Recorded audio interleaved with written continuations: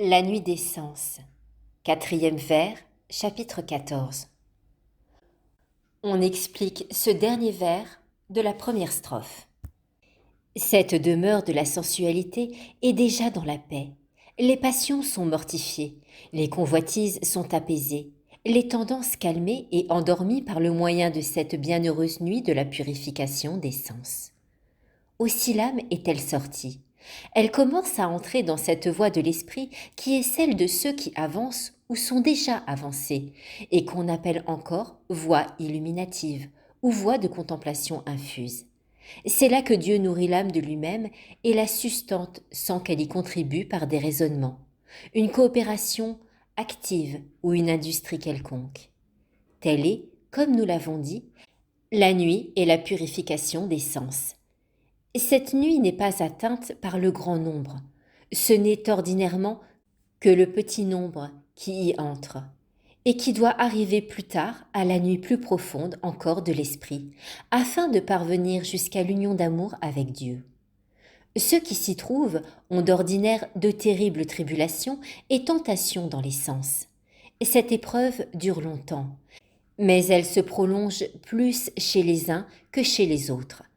Quelques-uns sont assaillis par l'ange de Satan, qui est un esprit de fornication, qui trouble leur sens par de fortes et abominables tentations, tourmente leur esprit par de vilaines pensées ou leur imagination par des représentations tellement vives que leur tourment est pire que celui de la mort.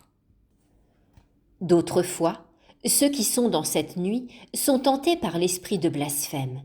Toutes leurs pensées sont traversées d'épouvantables blasphèmes. Leur imagination en est tellement frappée à certains moments qu'ils semblent presque les prononcer, et ils en éprouvent un cruel tourment. D'autres fois, ils sont assaillis d'un esprit abominable qu'on appelle esprit de vertige, et dont le but n'est pas de porter au mal, mais de mettre à l'épreuve. Leur sens en est tellement obscurci qu'il est rempli de 1000 scrupules et de troubles paraissant indéfinissables. Aussi rien ne les satisfait, et ils sont impuissants, d'après leur jugement, à suivre le conseil ou l'avis des autres. Cette épreuve est l'une des plus terribles épines et l'une des plus grandes horreurs de cette nuit des sens. Elle se rapproche beaucoup des tourments de la nuit de l'esprit. Telles sont les tempêtes et les épreuves que Dieu envoie d'ordinaire dans cette nuit et purification des sens à ceux qu'il doit introduire plus tard dans l'autre nuit, bien que tous n'y arrivent pas.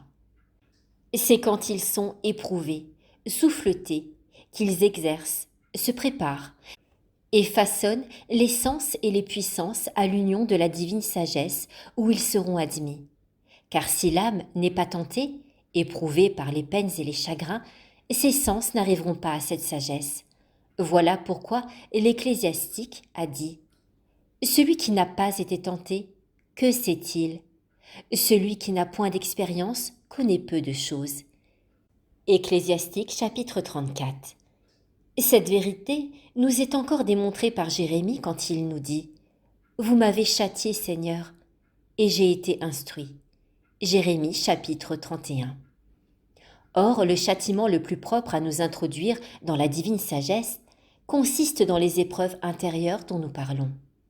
Elles sont de celles qui ont le plus d'efficacité pour purifier les sens de toutes les satisfactions et de toutes les consolations auxquelles ils étaient attachés par leur faiblesse naturelle.